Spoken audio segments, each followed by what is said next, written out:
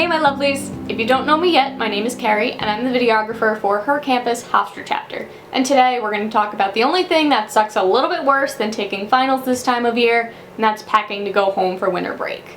And I know, you're going to tell me, Keri, it's not as bad as taking a test. Keri, I just wrote a 7-page paper and I haven't slept in 3 months. I understand. Believe me, we've all been there. I'm still there right now. The fact that I'm awake is a miracle. But every time I open the suitcase to go home for winter break, all I can think is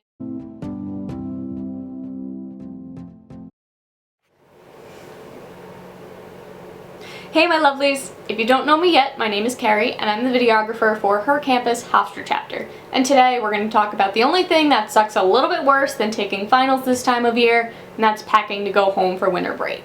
And I know, you're going to tell me, Keri, it's not as bad as taking a test. Keri, I just wrote a 7-page paper and I haven't slept in 3 months. I understand.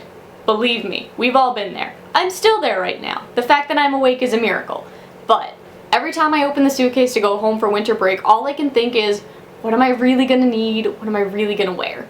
So, to remedy that and hopefully help you guys not have the existential crisis that I do every time I pack, I've devised 5 tips for how to pack for winter break this year. Here we go. So, tip number 1, layers, layers, layers. Layers are super important because not only are they going to make your wardrobe more versatile, but they're also going to keep you more comfortable. So you might come across a very mild day, or you might come across the actual freezing over of hell. You never know what the weather's gonna do, especially if you live in a climate like mine in New Jersey. It's different one day than the next. So at least if you wear layers, you can either put more on or take more off. One of my favorite layering items is stuff like this. So this long sleeve shirt from the Loft, very neutral, basic black with a little bit of bling on the collar. And this is perfect because it's just a thin shirt. It looks good on its own, but I can also put it under a sweater. I can put it over a tank top. Whatever the weather brings, this is something I'll be able to wear. The other thing besides weather concerns is probably going to be how are you going to match and maximize getting all of the use out of your clothing that you can. The other thing that I've thought about recently was maybe sticking to one color story. So if you're somebody who typically wears a lot of reds, a lot of oranges and pinks, pack most of that, because that all matches with each other and you can mix and match each outfit and you're going to feel comfortable. That's really what you wear.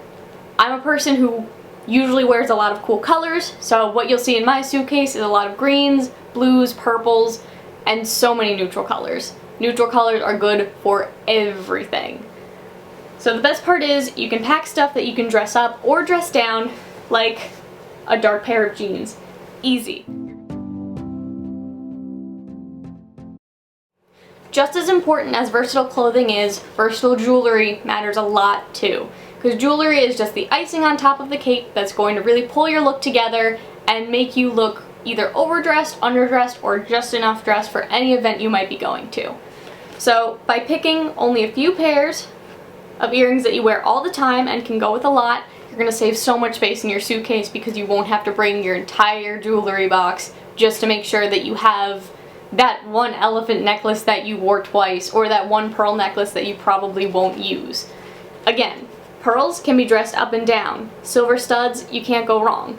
And if you choose a wild card earring, you can choose it in the same color story as the rest of your suitcase and you'll be put together without putting much effort in.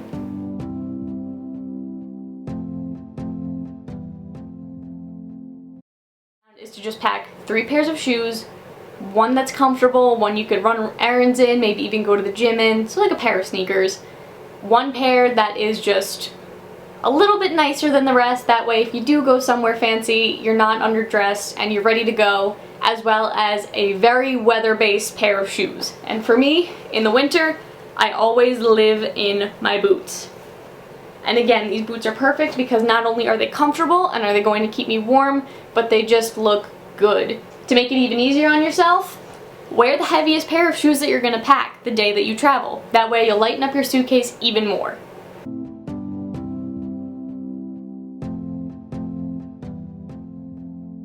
Makeup is just as easy to overpack as anything else. I know I personally think, What if I wear a smoky eye one day out of the month? Obviously I need to bring 4 palettes, right? Wrong. If you just go with whatever makeup you use every day and maybe 1 or 2 pops of color like a bright lipstick or a dark lipstick, that's really going to be all you need.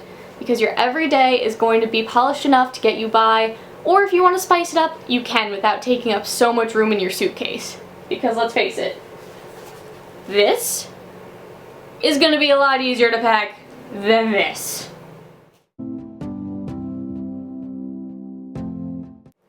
Tip number 5 is pretty much repeating what I've been telling you this whole video.